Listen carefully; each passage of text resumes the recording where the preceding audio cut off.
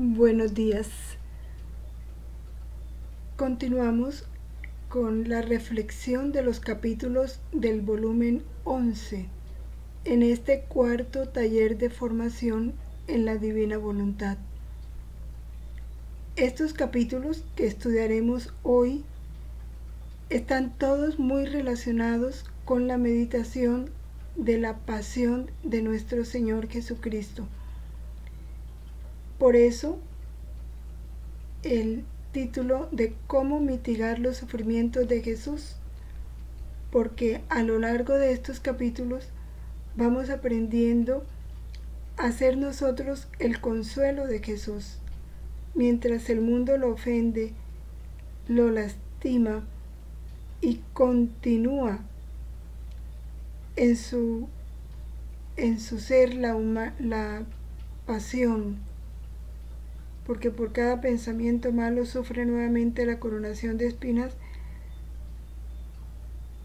vamos entendiendo cómo nosotros podemos aliviarle mientras los otros le ofenden. Iniciemos entonces en el nombre del Padre, y del Hijo, y del Espíritu Santo. Amén.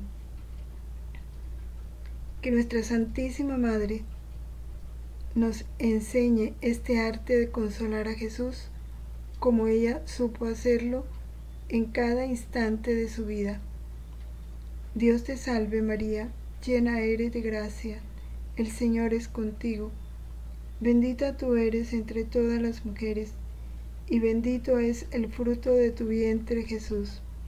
Santa María, Madre de Dios, ruega por nosotros pecadores, ahora y en la hora de nuestra muerte. Amén. En el nombre del Padre, y del Hijo, y del Espíritu Santo. Amén. Ven, Divina Voluntad, ven a reinar en nosotros.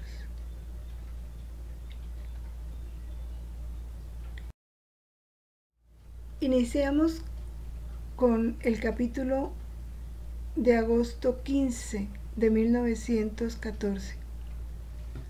Justamente el título de ese capítulo es este: el alma mitiga los dolores de Jesús. Luisa nos cuenta cómo está un poco entristecida porque Jesús viene muy pocas veces donde ella. Pero en una de esas veces que llegó, se le presentó en un estado de sufrimiento, dice ella, que hacía llorar hasta las piedras. Y lo describe así, dice: él se dolía y en todas las partes de su santísima humanidad quería ser confortado. En todas las partes de su humanidad. Parecía que si no fuera así, al mundo lo reduciría a escombros. Parecía que no quería irse para no ver los estragos y los graves espectáculos del mundo, que casi lo obligaban a mandar peores flagelos. En este estado en que Luisa lo ve, ella se siente movida a consolarlo, a aliviarle su dolor.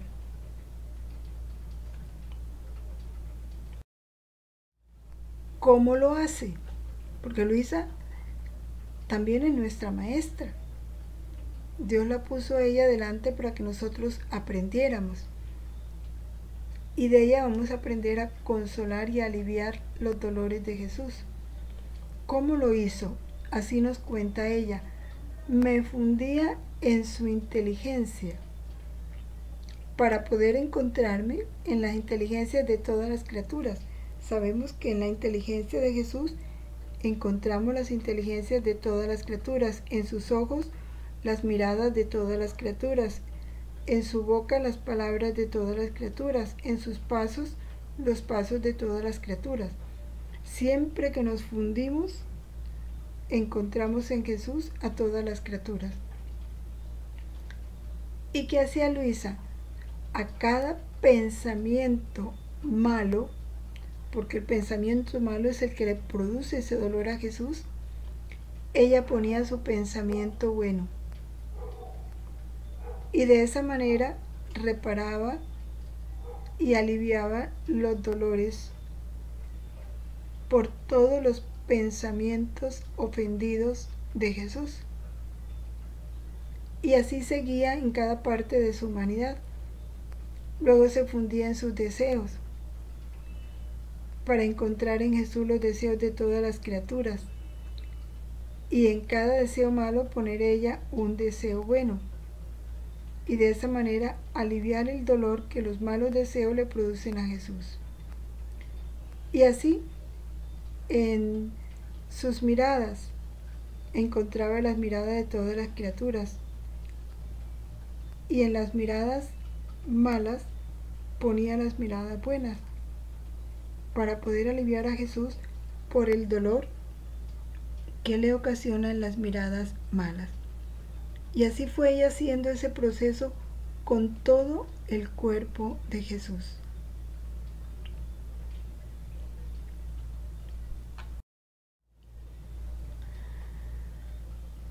Esta que Luisa hacía es una oración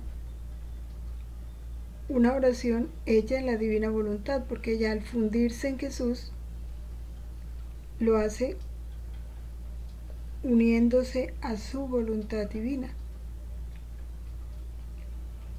En el capítulo de septiembre 25 vemos los efectos de estas oraciones hechas en la divina voluntad.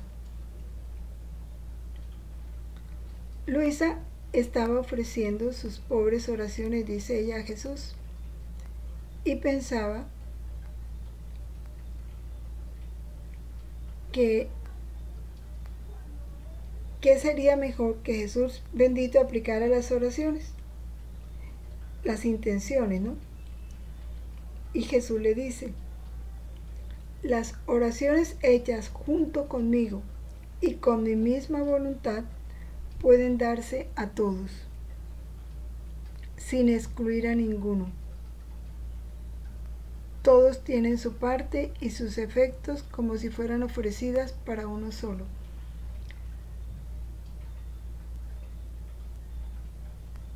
Por eso sí, muchas personas te piden oraciones. La una por un enfermo, la otra para solucionar un problema familiar, la otra te pide que ores por otra intención. Una oración hecha en la divina voluntad puede ser el Santo Rosario. Se aplica a todos. ¿Por qué? Porque las oraciones hechas junto con Jesús, hechas en la divina voluntad, es hacerlas junto con Jesús, con la misma voluntad de Jesús. Esa oración es universal, lleva el bien a todos, no excluye a ninguno. Todos toman parte de los beneficios de esa oración, como si fueran sido ofrecidos solo por Él. Pero, ¿quién recibe el fruto de esa oración hecha en la divina voluntad? Quien está dispuesto. Según el grado de disposición, así recibe los efectos de esa oración que la criatura hizo en la divina voluntad. Eso mismo ocurre con la comunión. La Sagrada Comunión produce los efectos en la criatura según sus disposiciones.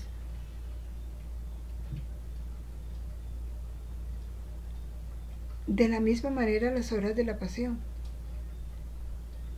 Las horas de la pasión se ofrecen por todos, pero ¿quiénes reciben los efectos? Quienes están dispuestos. Y continúa Jesús diciendo: para todos y cada uno yo las doy, pero los efectos son según las disposiciones de ellos.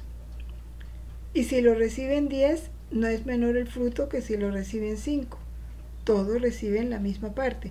No porque sean 10 les va a tocar menos, y si son 5 les toca más. No, porque todo lo de Dios es inmenso, es infinito y tiene un valor inconmensurable. Esa es la grandeza de una oración hecha junto con Jesús y en su misma voluntad.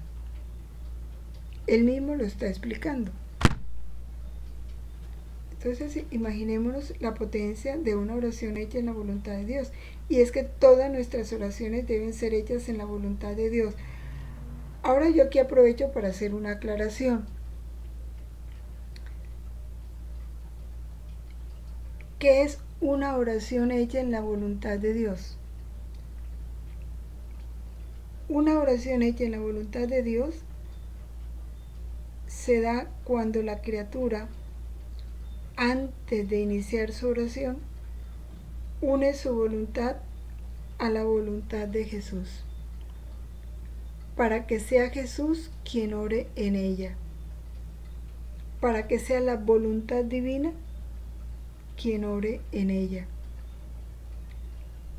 Cuando oramos, o mejor dicho, cuando dejamos que la voluntad de Dios ore en nosotros, porque nos fundimos en ella, para que sea ella quien venga a orar en nosotros, ya esa es una oración hecha en la voluntad de Dios. Puede ser un Padre Nuestro, puede ser el Rosario, puede ser la Santa Misa, puede ser cualquier oración.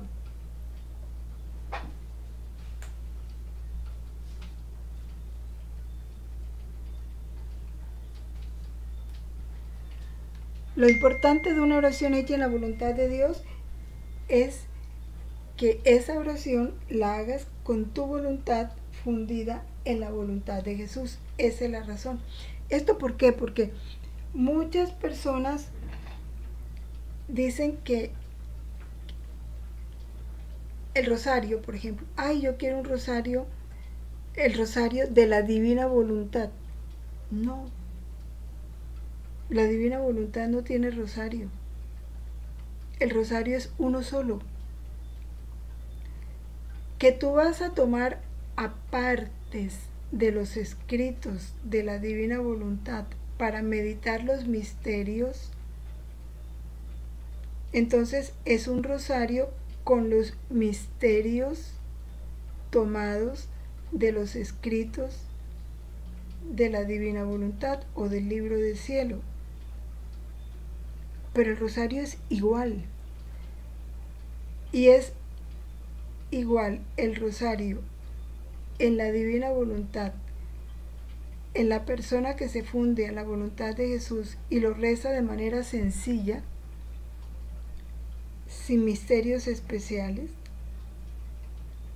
que la persona que lo reza tomando en cada misterio apartes de los escritos de la sierva de Dios Luisa Picarreta. Igual es un rosario hecho en la voluntad de Dios. Si tú lo rezas sencillo, con las 10 Ave Marías, el Gloria al Padre, la meditación del misterio, todo como se hace normalmente, pero lo haces fundido en la voluntad de Dios, o llamas a la voluntad de Dios que venga a orar en ti, ese es un rosario hecho en la voluntad de Dios.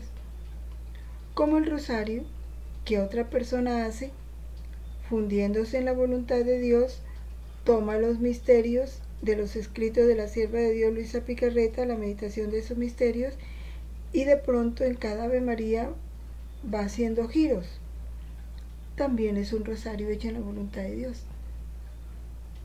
Pero no porque tú no hagas giros ni tome los escritos de la sierva de Dios Luisa Picarreta, ya no es un rosario hecho en la voluntad de Dios. Basta que te fundas en la voluntad de Dios. Bueno, esto para aclarar un poco, porque a veces veo que se presentan confusiones en este sentido. No sé si he sido clara, pero si no he sido clara me preguntan por favor, para poder explicarles bien.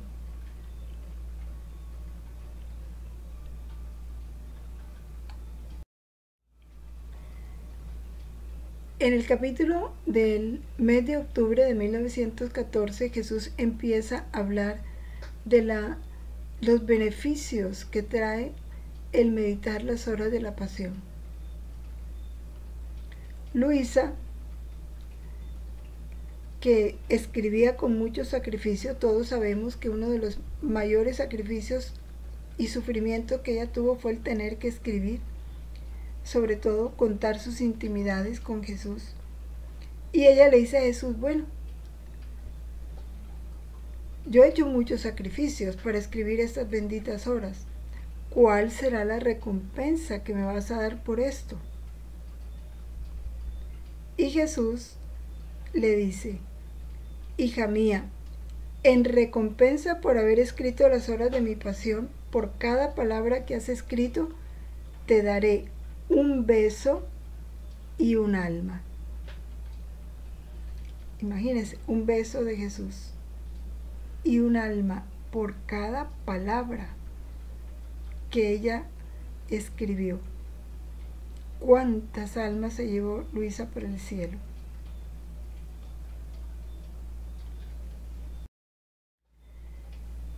Entonces Luisa continúa. Dice, bueno, esto para mí y para aquellos que las harán, ¿qué les vas a dar? Entonces Jesús dice, miren, pone una condición. Si las hacen junto conmigo y con mi misma voluntad. O sea, las condiciones de las oraciones hechas en la voluntad de Dios. Por cada palabra que reciten les daré también un alma, porque toda la mayor o menor eficacia de estas horas de mi pasión está en la mayor o menor unión que tienen conmigo. Importante. La eficacia, o sea, el buen resultado de orar con las horas de la pasión depende de la mayor o menor unión que tengamos con Jesús. Para no hacerla de manera rutinaria, mecánica, ¿no? Hacerlas con la voluntad de Jesús. Porque haciéndolas con esa voluntad divina, la criatura se esconde en el querer de Dios. Y entonces el querer de Dios es el que viene a actuar. Y como es Él el que actúa en la criatura, puede obtener todos los bienes que quiera, porque es Dios. Dios orando en la criatura. Aún por medio de una sola palabra. Y esto cada vez que las hagan. Lo grande que es meditar las horas de la pasión con la voluntad de Jesús, unidos a Él. Todos los bienes que quiere hacer los hace, aún por medio de una palabra. Y esto cada vez que las hagan. Entonces, qué importancia los relojes vivientes donde diariamente se medita las horas de la pasión. Todos los beneficios que se pueden obtener para el mundo.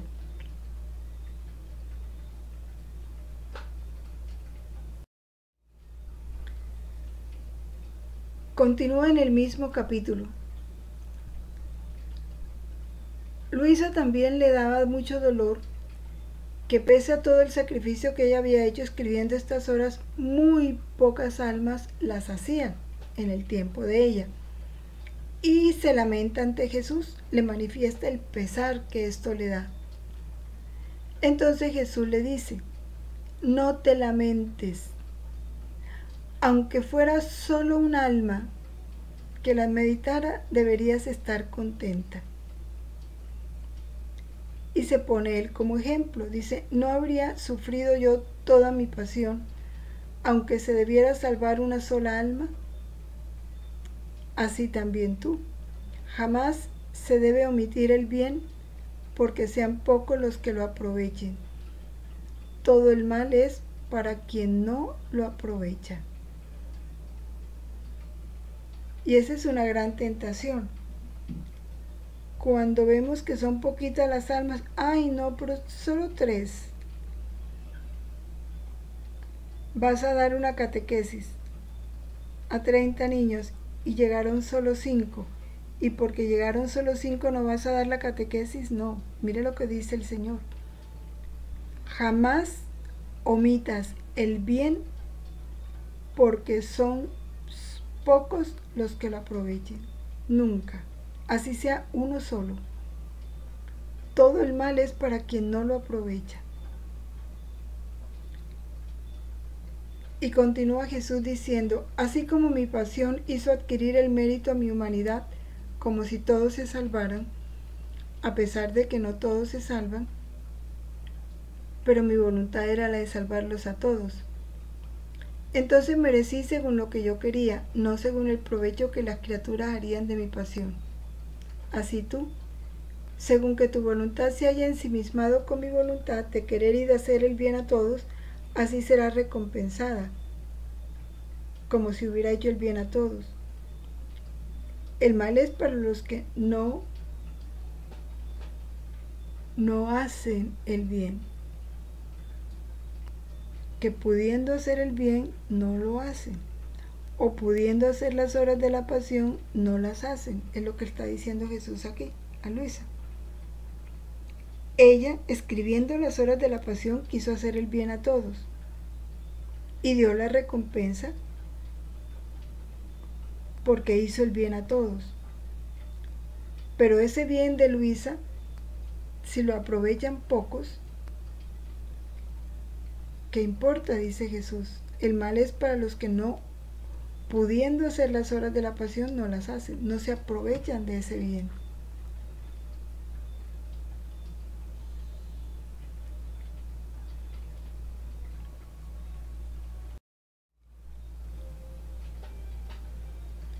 Y aquí está el elogio que Jesús hace de las horas de la pasión. Dice, son las más preciosas de todas. ¿Por qué? Porque repiten lo que yo hice en el curso de mi vida mortal. Y eso que hice en el curso de mi vida mortal lo continúo haciendo en el sacramento de la Eucaristía.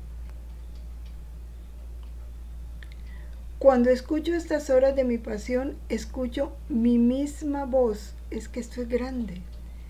Aquí es para uno detenerse y decir, Señor, ¿cómo no hacerlas? ¿Por qué escucha su misma voz? Porque el alma se ha unido a su voluntad. Y es la voluntad de Él la que está orando en la criatura. Por eso Él se escucha a sí mismo. Escucha sus mismas oraciones. Ve su voluntad en el alma. Y como su voluntad quiere hacer el bien a todos y reparar por todos, Jesús entra a morar en el alma y hace en ella lo que ella misma hace.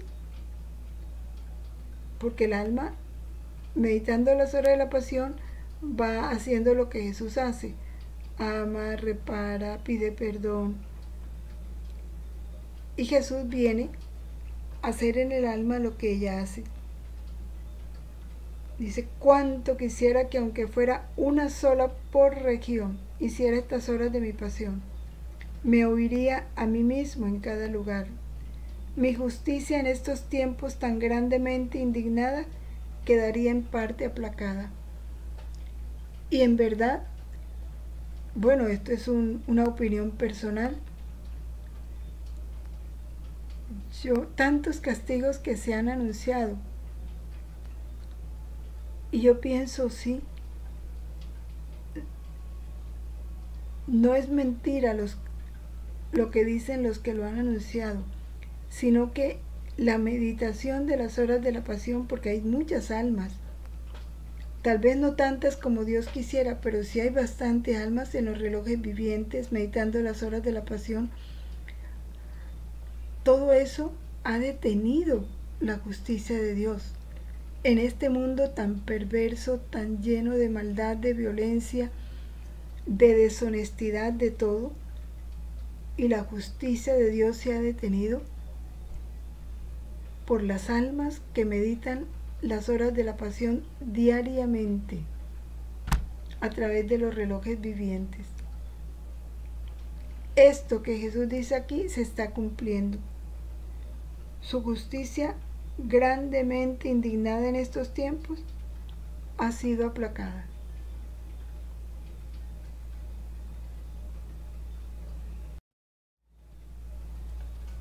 Porque realmente era para que, Dios mío, ya Dios hubiera mandado muchos castigos para cómo está el mundo. Continúa Jesús hablando de sus horas de la pasión y dice a Luisa, estaba siendo la última hora de la pasión, la sepultura de Jesús y la soledad de María Santísima. Pero la hacía muy esporádicamente, unas veces sí, otras veces no. Y Jesús interviene y le dice, hija mía, no quiero que la descuides. La harás por amor mío, en honor de mi mamá. Le pone esas dos intenciones, por amor a él y en honor a su mamá. Cada vez que tú las haces, mi mamá se siente como si estuviera en persona en la tierra y repetir su vida. Y por lo tanto, ella recibe la gloria y el amor que me dio a mí en la tierra. Y yo siento como si estuviera de nuevo mi mamá en la tierra, sus ternuras maternas, su amor, toda la gloria que ella me dio. Por eso te tendré en consideración de madre. ¿Cómo le complace a Jesús que se haga esa hora?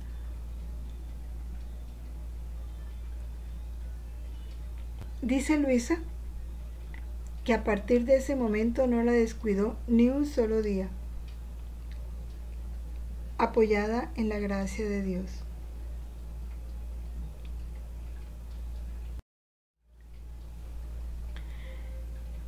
Pasamos al capítulo de noviembre 4 de 1914. Continúa Jesús hablando de las horas de la pasión. Que comprendamos cuánto valor tienen estas horas en el corazón de Jesús. Cuánto valen, cuánto las aprecia, cuánto le consuelan, cuánto le complacen. Dice así, hija mía, si tú supieras la gran complacencia que siento al verte repetir estas horas de mi pasión, y siempre repetirlas y de nuevo repetirlas, quedarías feliz. Y qué importante esto para quienes a veces leen el libro una vez y ya no más, no. El deseo de Jesús es que estas horas las meditemos permanentemente, por eso pidió que se formaran los relojes vivientes. Un reloj no se detiene, y el reloj viviente no se detiene sino cuando se detiene la vida de esa persona. Es un compromiso de por vida, pero que va a llenar de complacencia a Jesús, porque a través del reloj viviente meditamos una hora cada día y terminamos las 24 horas y volvemos a empezar y terminamos y volvemos a empezar. Es verdad que mis santos han meditado mi pasión, han comprendido cuánto sufrí, se han deshecho en lágrimas hasta sentirse consumar de amor por mis penas, pero no lo han hecho así de continuo y siempre repetido con este orden. Así que puedo decir que tú eres la primera que me da este gusto tan grande y especial. Y las almas que meditan estas horas diariamente, igual le dan a Jesús un gusto grande y especial como se lo daba a Luisa.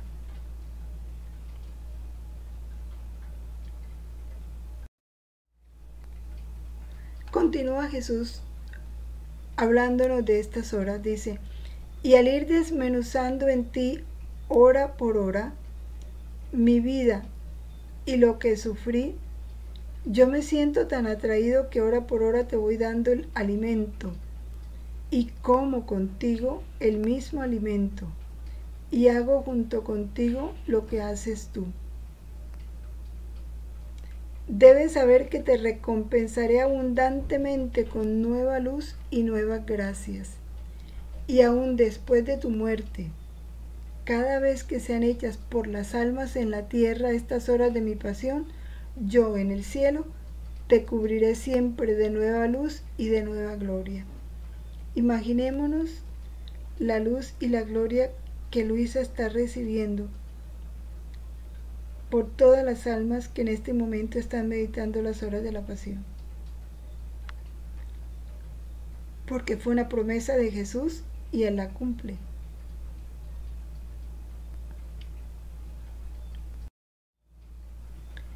Pasamos al capítulo de noviembre 6 de 1914. Son capítulos seguidos en este volumen 11. Dice: hija mía, el mundo está en continuo acto de renovar mi pasión.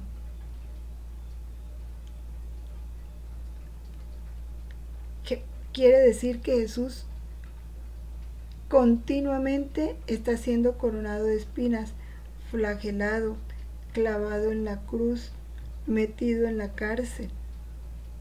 Continuamente. Por eso continuamente tenemos nosotros que procurar aliviarle sus sufrimientos.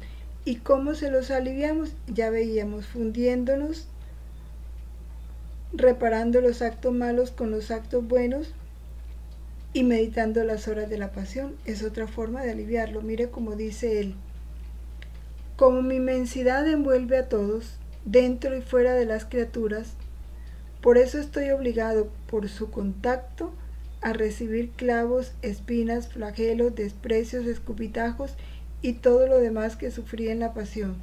Cada acto malo nuestro, cada acto malo, venía lo mortal, afecta a Jesús. Porque Él lo dice, porque Él nos envuelve a todos, todos estamos en Él. Y porque todos estamos con Él, todo lo que hagamos nosotros repercute en Él. Si es un acto bueno, repercute para su gloria. Si es un acto malo, repercute para aumentar su pasión.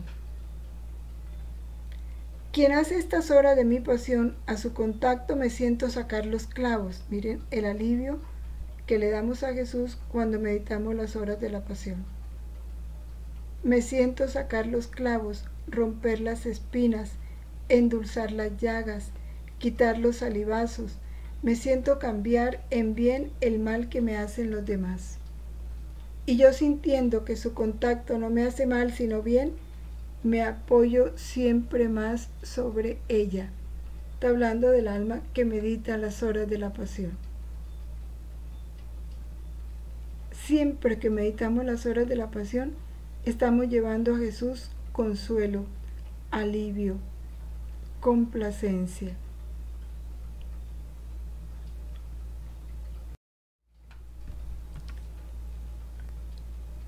Continuamos en el capítulo de noviembre 6. Has de saber que con hacer estas horas, el alma toma mis pensamientos y los hace suyos. Mis reparaciones, las oraciones, los deseos, los afectos, aún mis más fibras íntimas, y las hace suyas. Y elevándose entre el cielo y la tierra, hace mi mismo oficio. Y como corredentora dice junto conmigo: quiero repararte por todos, responderte por todos e implorar el bien para todos. Quiero hacer alusión aquí al taller anterior, donde se decía cómo participar de las obras ad intra de la Trinidad. ¿Cuál es la obra ad intra de la Trinidad? La obra del amor. El Padre que se ama a sí mismo y genera al Hijo, y el Hijo que revierte el amor al Padre. ¿Cómo hacemos para participar? Fundiéndonos en Jesús. Tan pronto nosotros nos fundimos en Jesús, entramos a hacer lo que Jesús hace en el seno de la Trinidad. Porque recuerden cuando hablamos del fundirse. ¿Por qué el fundirse es el acto más noble, más sublime?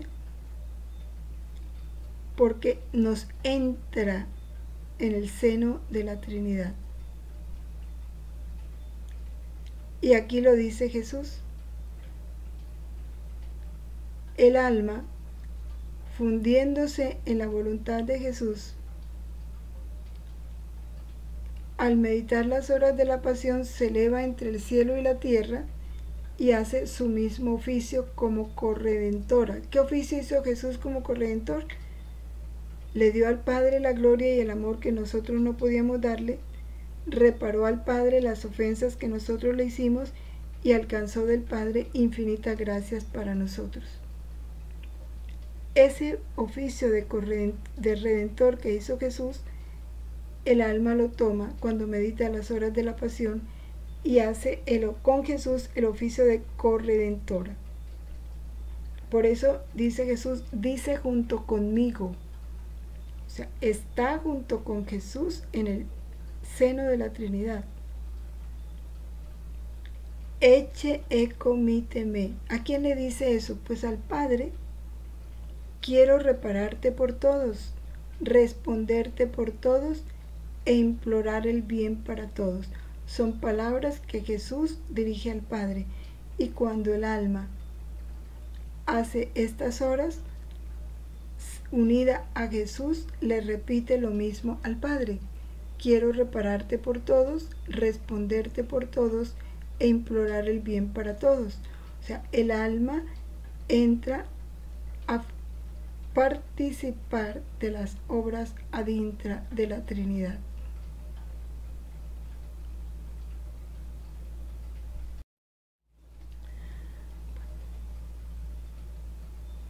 Con esto, pues, estos capítulos nos han hecho comprender lo grande, lo admirable, lo valioso, lo complaciente que es para Jesús meditar las horas. Y nos ha enseñado también cómo consolarlo.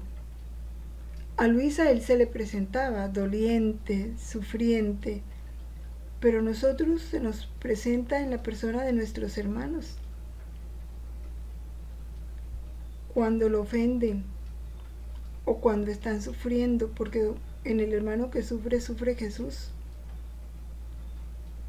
Pero muy especialmente cuando se le ofende con el pecado. Ahí podemos empezar a consolarlo como lo consolaba Jesús. No tenemos que esperar que se nos presente sangrante.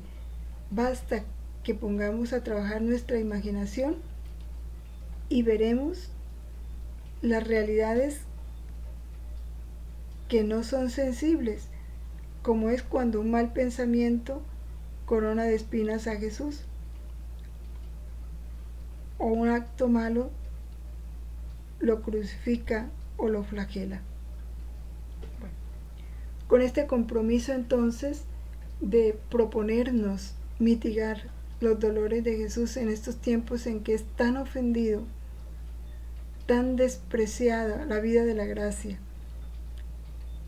tanto pecado que se da en el mundo, podamos nosotros ser un alivio y un consuelo para Jesús.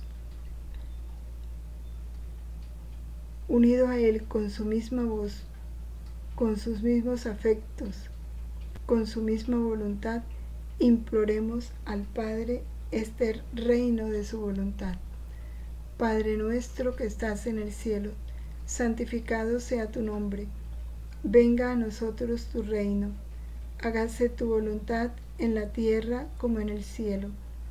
Danos hoy nuestro pan de cada día. Perdona nuestras ofensas, como también nosotros perdonamos a los que nos ofenden.